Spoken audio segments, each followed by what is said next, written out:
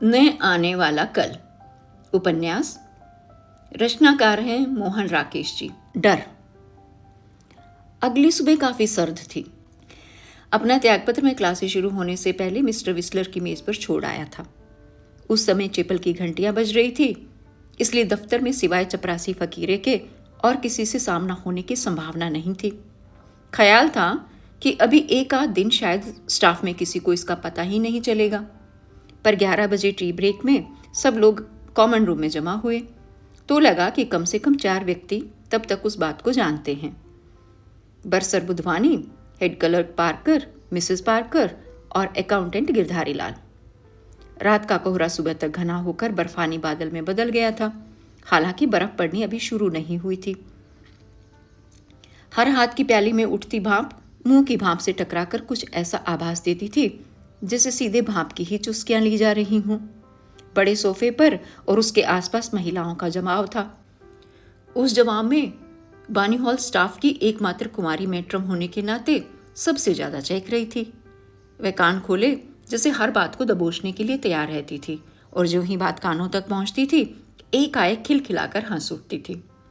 आंखें उसके पूरे कमरे में तफरी कर रही थी। ये बानी हॉल की खासियत थी कि वह जिस किसी भी समुदाय में हो, उस समुदाय के हर व्यक्ति को अपनी तरफ देखती जान पड़ती थी। उसकी आंखें एक टिड्डे की तरह यहां से वहां और वहां से यहां फुदकती रहती थी। कोहली और जेम्स हमेशा की तरह साथ साथ एक कोने में खड़े थे, जैसे कि वे लोग स्टाफ के सदस्य ना होकर बाहर से आए मेहमान हों और ऐसे दर्शक जिन्हें बाहर देखकर चाय पीने के लिए अंदर बुला लिया गया हो। उनसे थोड़ा हटकर दूसरे ग्रुप में चारों हाउस मास्टर एक दूसरे से सट कर खड़े किसी गंभीर मसले पर बात कर रहे थे। मिसेस पार्कर एक अलग कुर्सी पर बैठी अपनी कॉपियां जांच रही थी। उसकी कॉपियों का कुछ ऐसा सिलसिला था कि हर समय जांचते रहने पर भी वे कभी पूरी जांचने में नहीं आती थी। हर बार हाथ की कॉपी हटाकर दूसरी कॉपी उठाने पर वह एक ऊंच श्वास छोड़ लेती थी। बुधवानी, पार्कर और गिरधारी लाल तीनों अलग अलग खड़े थे। पूरे कमरे में यहां से वहां चक्कर काटते हुए वे मेरे काफी नजदीक आ गए थे। फिर भी तीनों मुझसे और एक दूसरे से इतना फासला बनाए हुए थे कि ये न लगे कि उनके उस तरह खड़े होने का कोई खास मतलब है। मुझे लग रहा था कि उनमें से हर एक मुझसे अलग से बात करना चाहता है और इस प्रतीक्षा में है कि दूसरे दो जरा परे हट जाएं तो वह 2 कदम और पास चला आए। उन तीनों ने, बल्कि मिसेस पार्कर समेत चारों ने, बीच में कई आदान प्रदान चाहती नजर से मुझे देख लिया था, मगर ऊपर से हर एक अपनी गंभीरता और उदासीनता बनाए हुए था। पहले 2-1 बार उस तरह देखे जाने से मुझे असुविधा हुई थी, पर बाद में मैंने स्वयं खोजना शुरू कर दिया था कि उन 4 के अलावा क्या कोई और भी है जो उस तरह मुझसे आंख मिलाना चाहता हो। महिलाओं के वर्ग में उस समय मौसम और आने वाली छुट्टियों को लेकर बात हो रही थी। वहां से डोरी थामकर बुधवानी ने दूर से ही मुझसे बात का सिलसिला शुरू करने की कोशिश की। असली जाड़ा उतर आया है आज तो। इसके बाद लगता है टेम्परेचर रोज रोज गिरता जाएगा। छुट्टियों से पहले अब धूप नहीं निकलेगी, क्या ख्याल है? इस बार काफी जल्द बर्फ पड़ने लगी है, मैंने कहा। एक बर्फ पहले पड़ चुकी है, एक आज पड़ जाएगी। इसके बाद धूप अगर निकली भी तो जाड़ा कम नहीं होगा। बुधवानी ने हाथ की प्याली रख दी और अपने को गरमाने के लिए अपने दोनों हाथ मसलने लगा। अच्छी खुली धूप के लिए हमें 3 महीने इंतजार करना पड़ेगा, उसने कहा। मेरा ख्याल है छुट्टियों से पहले अभी 2-1 बर्फें और पड़ेंगी, कम से कम एक तो जरूर पड़ेगी। मेरा भी यही ख्याल है। मैंने अपने हाथ बगलों में दबा लिए। बुधवानी के हाथ अपनी जेबों में चले गए। आज बर्फ पड़ गई तो बाहर निकलने के लिए शाम बहुत अच्छी हो जाएगी। वह मुस्कुराया, पर वह मुस्कुराहट उसकी बात से जुड़ी नहीं हुई थी। वह हल्के हल्के अपना होंठ काटकर अपनी उत्तेजना को छिपाना चाह रहा था, पर इससे उसकी उत्तेजना छिप नहीं पा रही थी। उस समय बुधवानी के अंदर से उत्तेजित होने का अर्थ था कि वह मिस्टर विस्लर को उत्तेजित देखकर आया था। उसका चेहरा एक आईना था जिसमें हेडमास्टर के मन की हर प्रतिक्रिया का अक्स देखा जा सकता था।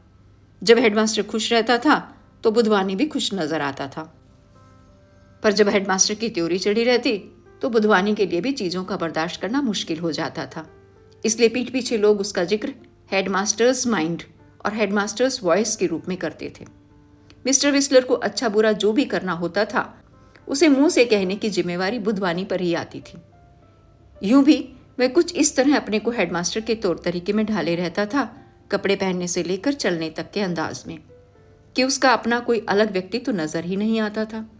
अगर किसी दूसरे की तरह सोचने, महसूस करने और व्यवहार करने को ही एक तरह का व्यक्तित्व न मान लिया जाए तो जिस किसी से बुधवानी खासी बेतकल्फी से बात करता था, उसके बारे में ये निश्चित रूप से सोचा जा सकता था कि टोनी विस्लर आजकल उस आदमी पर खुश हैं।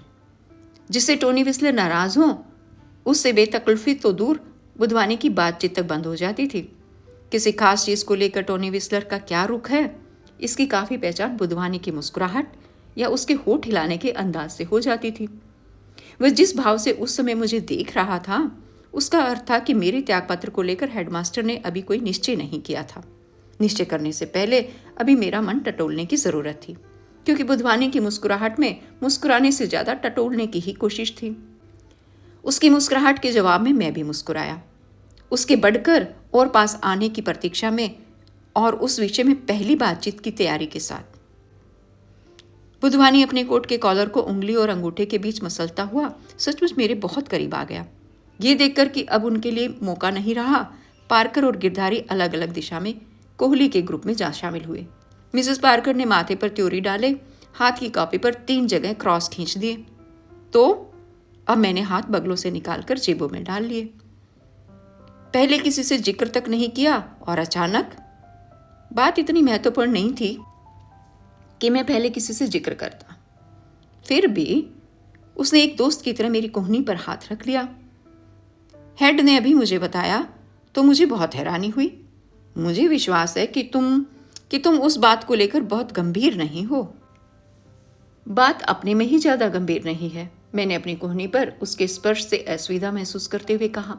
मैं नौकरी छोड़ना चाहता था, इसलिए मैंने त्यागपत्र दे दिया है। बुधवानी ने एक बार आसपास देख लिया कि मेरे मुंह से निकले शब्द त्यागपत्र ने किसी का ध्यान तो नहीं खींचा। फिर हल्के से अपना हाथ दबाकर बोला, देखो, जब तक अंतिम रूप से बात तय नहीं हो जाती, तब तक बेहतर है इस शब्द को जबान पर न लाओ। तुम तो जानते हो कि लोग किस तरह हर बात को लेकर तरह तरह के मतलब निकालने लगते हैं। ठीक है, जहाँ तक मेरा सवाल है, वह बात अभी देखने की है। कहते हुए उसने फिर एक बार पूरे कमरे का जायजा ले लिया। हाउस मास्टरों का ग्रुप तब तक छितरा गया था। मिस्टर वाइट और मिस्टर क्राउन बाहर चले गए थे और बाकी दोनों, मिस्टर ब्रेंडल और मिस्टर मर्फी, महिलाओं के बीच जा खड़े हुए थे। मिसेस जाफरे वहां कोई किस्सा सुना रही थी, जिसे सब लोग एक ठहाके में फूट पड़ने की तैयारी में थे। हेड तुमसे बात करना चाहते हैं, बुधवानी ने मेरी तरफ मुड़कर कहा। तुम्हारा छठा पीरियड आज खाली है ना? मैंने सिर हिला दिया। तो लंच के बाद हेड के कमरे में उनसे मिल लेना, उन्होंने बुलाया है। वे इस बात से काफ़ी परेशान हैं कि बिना कारण ही तुमने। कारण मेरे लिए अपने हैं, तुम जानते हो, बिना कारण ऐसा कदम कोई नहीं उठाता। कारण जो भी हो, तुम्हें उन पर हेड से बात कर लेनी चाहिए। वह मेरी कोहनी थामे हुए मुझे मैगजीनों वाली मेज की तरफ ले आया। पार्कर इस बीच फिर कोने वाले ग्रुप से थोड़ा इधर को हटाया था। मेरी तरफ उसने एक बार हल्के से आंख भी दबा दी थी, जिसका मतलब था कि ये आदमी तुम्हें क्या समझा रहा है, मुझे पता है। मिसेस जाफरे की बात से फूटा ठहाका अचानक ही दब गया था, क्योंकि एकाएक सब लोग सचेत हो गए थे कि स्कूल के अंदर हंसी की इतनी ऊंची आवाज मिस्टर विस्लर को बर्दाश्त नहीं है। हेड सचमुच तुमसे तुम्हारी बात जानना और समझना चाहते हैं। बुधवानी को कमरे में छाई खामोशी ने कुछ अव्यवस्थित कर दिया। वह जो बात ढककर करना चाहता था, वह इससे नंगी हुई जा रही थी। आगे बात करने के लिए उसने तब तक प्रतीक्षा की जब तक मिसेस जाफरे ने एक नया किस्सा छेड़कर फिर लोगों का ध्यान नहीं बटा लिया। फिर बोला, ये मैं ही जानता हूं कि तुम्हारी तरफ हेड का रुख हमेशा किसी हमदर्दी का रहा है। वे तुम्हारी कदर भी बहुत करते हैं, सो तुम्हारे मन में जो भी बात हो तुम खुलकर उनसे कर सकते हो। तभी बानी हॉल थिरकती हुई हम लोगों के पास आ गई। मेरे ऑफ डे का क्या हुआ? उसने बुधवानी से पूछा। मैंने हेड से बात कर ली है, बुधवानी कोमल अभिवादन के साथ बोला। इस सप्ताह से छुट्टियां होने तक हर शनिवार तुम्हें खाली मिल जाएगा। तुम यही चाहती थी ना? ओह फाइन फाइन। बानी अपनी एड़ी पर घूमकर वापस लौट गई। इस उपकार के बदले में मैं एक शनिवार को तुम्हारे साथ डेट रखूंगी। हर शनिवार को नहीं, हर शनिवार को तुम्हारे साथ? तुम इतने खूबसूरत नहीं हो। तो मैं हेड से कहूंगा कि शट अप, मैं एक भी शनिवार को तुम्हारे साथ डेट नहीं रखूंगी। बुधवानी के जबड़े उतनी देर ढीले रहने के बाद मेरी तरफ देखकर फिर कस गए। तुम्हारा कागज पढ़कर हेड को बुरा नहीं लगा, ये मैं नहीं कहता। वह मुझसे बोला, तुम्हें पता ही है इन सब मामलों में उनका रवैया क्या रहता है। तुम्हारी जगह और आदमी होता तो वे उसे बुलाकर हरगिज बात ना करते, चुपचाप उस कागज पर दस्तक करके मुझसे उसका हिसाब करने को कह देते। पर तुम्हारे साथ वे बात करना चाहते हैं, इसी से तुम सोच सकते हो कि तुम्हारे लिए उनके मन में क्या एहसानात हैं। तुम उन लोगों में से नहीं हो जिनके चले जाने से उन्हें लगे कि किसी चीज़ को कोई फर्क नहीं पड़ता, बल्कि वे तो सोच रहे थे कि अब गिरधारी लाल पास आ गया। वह वाउचर अभी बनाना है या? उसने पूछा। तुमसे कहा था टी ब्रेक के बाद तुम्हें बताऊंगा, बुधवानी चिड़े हुए स्वर में बोला। मैं यहां से सीधा दफ्तर में ही जाऊंगा। गिरधारी लाल इस स्वर से कुछ घबरा गया और एक रोनी सी मुस्कुराहट दोनों की तरफ मुस्कुराकर कॉमन रूम से बाहर चला गया। वे तो बल्कि सोच रहे थे, बुधवानी ने बात आगे जारी रखी, कि सीनियर हिंदी मास्टर की जो जगह खाली है उसके लिए तुम्हारा नाम बोर्ड के सामने रखे। तुम एक दोस्त के नाते मेरी राय लेना चाहो तो मैं तुमसे कहूंगा कि तुम्हें उनसे काफी संभाल कर बात करनी चाहिए। तुमने जो कदम उठाया है इसे तुम अपनी बेहतरी के लिए भी इस्तेमाल कर सकते हो। निर्भर इस पर करता है कि तुम सारी चीजों को किस तरह हैंडल करते हो। तुम कहो तो लंच से पहले मैं भी हेड से थोड़ी बात कर लूंगा। वे सुनने के मूड में इसलिए होंगे कि आज तक यहाँ किसी ने अपनी तरफ से ऐसा नहीं किया। तुम पहले आदमी हो जिसने ऑफ। मिसेस पार्कर की ऊंची आवाज ने उसे बीच में रोक दिया। वह गर्दन पर काफी जोर देकर लगभग मेरे कान में बात कर रहा था। अब अपने को अलगाने के लिए वह थोड़ा पीछे हट गया। मिसेस पार्कर की ऑफ से कमरे के और लोग भी चौंक गए। हल्के वक्फे के बाद सबके होठों पर मुस्कुराहट आ गई। डायना और बानी हॉल तो मुंह पर हाथ रख के हंस भी दी। मिसेस पार्कर बिना अपनी ऑफ के प्रभाव को जाने अब भी अपनी जगह व्यस्त थी। हाथ की कॉपी पर वह गुस्से में पूरे पूरे सफ़े के क्रॉस खींच रही थी। हॉरिबल हॉरिबल, साथ साथ वह कहती जा रही थी। ऐसे ऐसे स्पेलिंग हैं कि पढ़कर आदमी के होश हवास गुम हो जाएं। फिर आंखें उठाकर आसपास के लोगों को देखते हुए उसने कहा, मैं कई बार सोचती हूँ कि ये सब पढ़ कर मैं अब तक पागल क्यों नहीं हो गई। मुझे पागल जरूर हो जाना चाहिए था। ऑफ। सारे कमरे में कोई किसी से बात नहीं कर रहा था। अकेला पार्कर ही था जो कोहली से चल रही अपनी बात आगे जारी रखने की कोशिश में था। वह तब ऊपर से घूमकर सामने चला आया है। सामने से उसने जो उसे पटकनी दी तो बस। पर कोहली का ध्यान भी मिसेस पार्कर की तरफ ही था और इस बात की तरफ कि पूरे कमरे की खामोशी में उसकी हाँ सबको सुनाई दे रही है। पार्कर भी ये देख रहा था, फिर भी वह बोलने से रुका नहीं। एक और कुश्ती मैंने देखी थी जब मैं बेगमाबाद में था। उस कुश्ती की खासियत ये थी कि मिसेस पार्कर कॉपियां परे हटाकर कुर्सी से उठ खड़ी हुई थी। हमेशा थके रहने वाले अपने भारी शरीर को किसी तरह धकेलती हुए चाय की मेज की तरफ जा रही थी। यहाँ यह देखकर कि चायदानी में चाय नहीं है, वह ऐसी हो गई जैसे उसे बेकार ही उतनी दूर तक आने देकर सब लोगों ने उसके साथ ज्यादती की हो। फिर एक पैर दबाकर अपनी घसीटती हुई चाल से वह पेंट्री के दरवाजे तक जा पहुंची। वहां से उसने आवाज दी, शेर सिंह, मुझे चाय की एक प्याली बनाकर ला दो प्लीज। घंटी का वक्त हो गया है, जरा जल्दी से। चीनी मत डालना, तुम्हें पता ही है मैं चीनी नहीं लेती। फिर पेंट्री से अपनी कापियों के ढेर के पास वापस आकर वह निढाल सी बैठ गई, जैसे कि एक खाम खा के सफर पर निकलने के बाद आधे रास्ते से उसे अपने डेरे पर लौटना पड़ा हो। सब काम जान लेने वाले होते हैं, वह हाफती हुई बोली, पर यह काम तो सबसे ज्यादा जानलेवा है। पता नहीं इस सब का अंत किस दिन होगा। मेरे शरीर में प्राण रहते तो शायद होगा नहीं। उसने एक नई कॉपी जांचने के लिए सामने रख ली तो बुधवानी वहां से चलने की तैयारी में अपने कॉलर को मसलता हुआ पहले से भी आहिस्ता स्वर में मुझसे बोला, याद रखना, छठे पीरियड में हेड के कमरे में। अब तक सिवा दफ्तर के लोगों की किसी को पता नहीं है।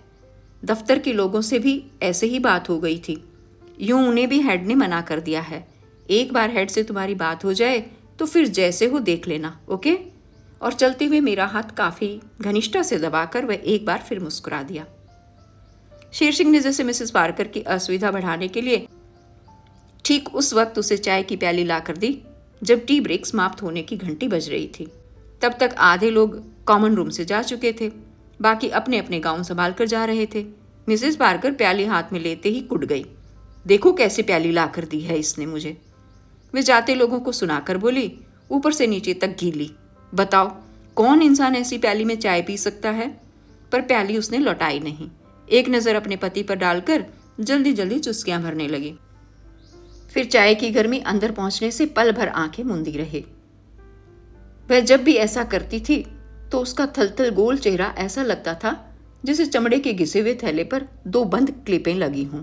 अगली चुस्की भरने के लिए उसने आंखें खोली तो पार्कर को दरवाजे की तरफ बढ़ते देखकर उसकी बड़बड़ाहट फिर शुरू हो गई।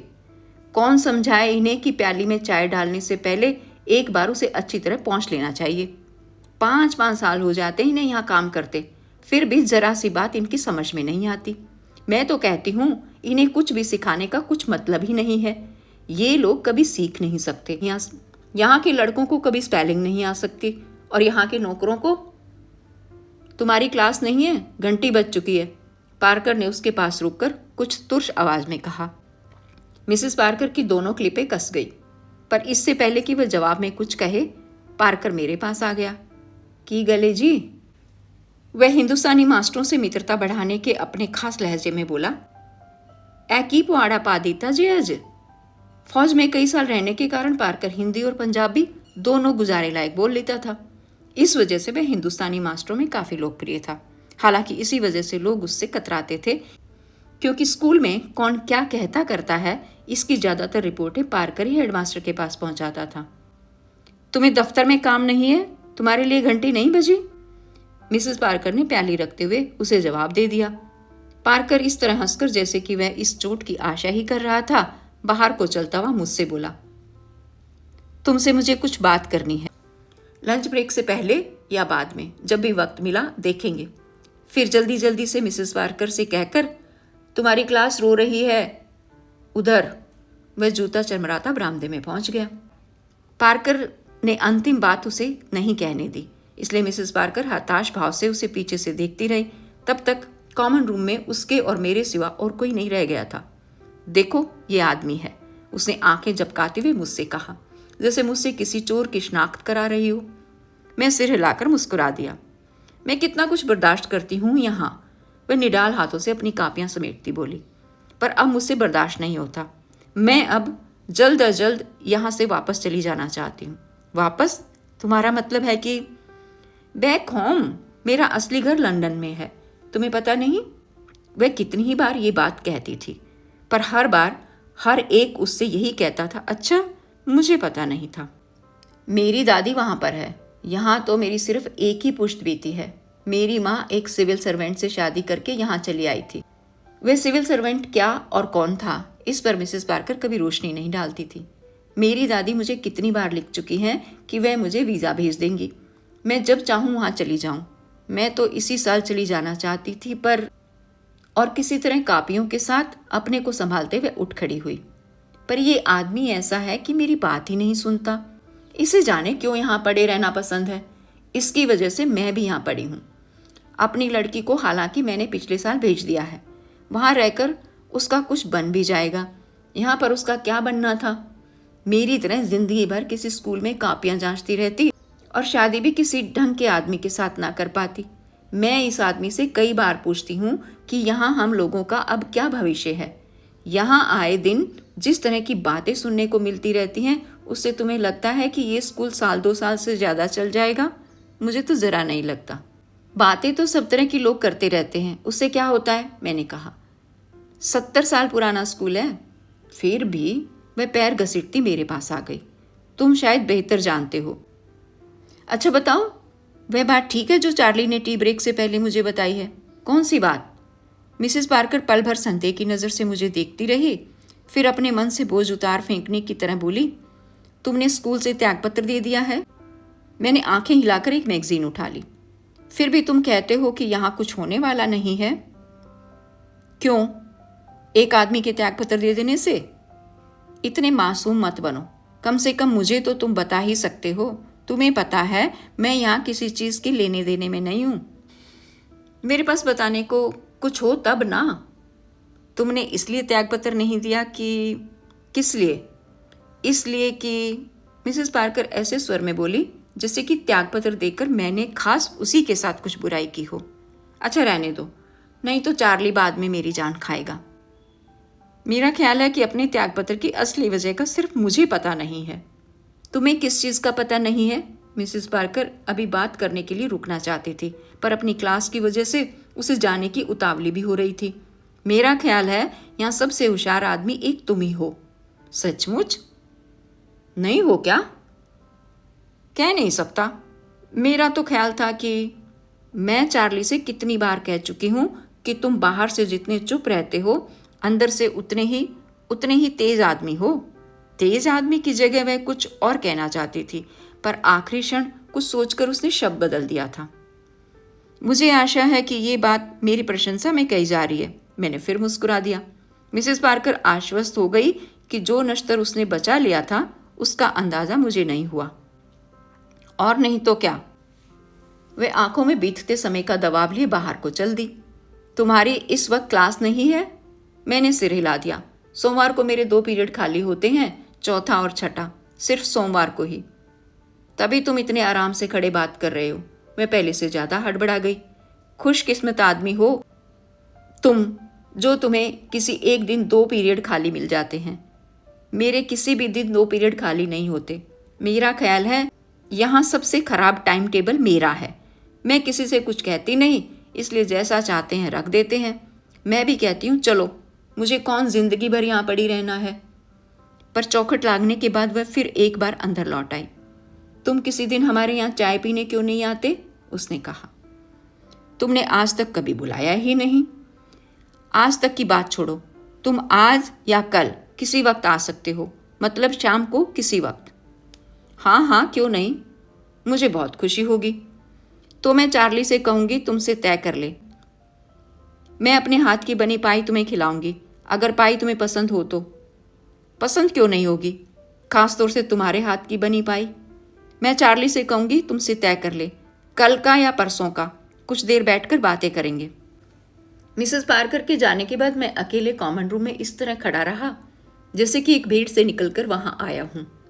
यहाँ वहां तिपाइयों पर पड़ी झूठी प्यालियां, सोफे की कवर पर महिलाओं के बैठने की सलवटें, अंदर की उदास ठंडक उस एकांत में मुझे और गहरी महसूस होने लगी।